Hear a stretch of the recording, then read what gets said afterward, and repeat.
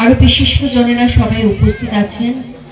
বিশেষ করে আপনারা যারা এই গ্রামে থাকেন, আমার মা বোনেরা, দিদিরা, বোনেরা সকলে উপস্থিত আছেন, বয়োজ্যেষ্ঠরা এখানে আছেন উপস্থিত। আমার সামনে আমি দেখতে পাচ্ছি আমার ভাইরা আছেন, দাদারা আছেন, তার সাথে সাথে ছোট্ট বন্ধুরাও এসেছে তাদের মায়ের সাথে, মায়েদের সাথে। সবাইকে আমার অনেক অনেক অনেক কি বলবো শুভেচ্ছা, অভিনন্দন। আজকের দিনটাও কিন্তু খুব ভালো, আজকে কার্তিক পুজো এবং দিনটাও খুব শুভ, তাই সবাইকে আমার অনেক শুভেচ্ছা, অভিনন্দন রইল।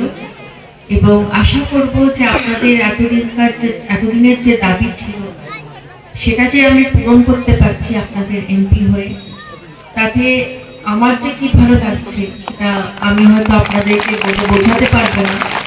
কারণ বোঝাই যাচ্ছে, আমি এখানে দেখতেই পাচ্ছি যে খালটা বর্ষাকালের এবারে তো ব্যাপক বৃষ্টি হয়েছে এবং আগামী বছরগুলোতেও এরকমই বৃষ্টি হবে, তারই সম্ভাবনা রয়েছে। কারণ আমাদের ক্লাইমেট পুরো চেঞ্জ হয়ে যাচ্ছে পৃথিবী জুড়ে, সুতরাং বৃষ্টির সম্ভাবনা থাকবে।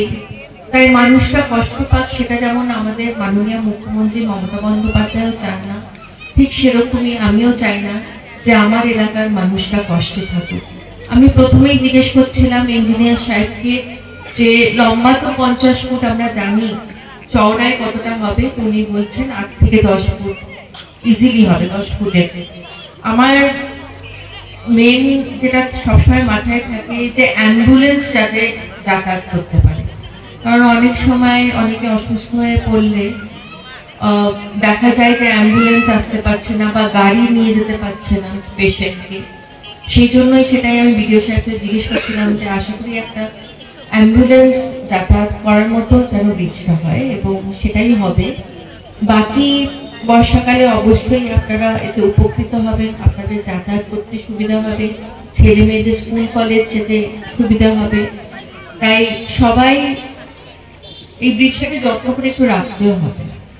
আপনাদেরকে বুঝতে হবে যে ব্রিজে অযথা লোড চাপালে চলবে না, যতটা ব্রিজ লোড নিতে পারবে ততটাই কিন্তু সেই লোডের গাড়ি যাতায়াত করতে পারবে।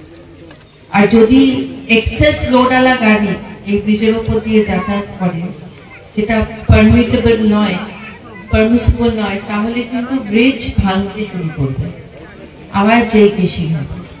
আমরা বানিয়ে দিচ্ছি, এটা আমাদের দায়িত্ব, আমরা বানিয়ে দিচ্ছি ব্রিজ, কিন্তু যত্ন আপনাদের করতে হবে, দেখাশোনা।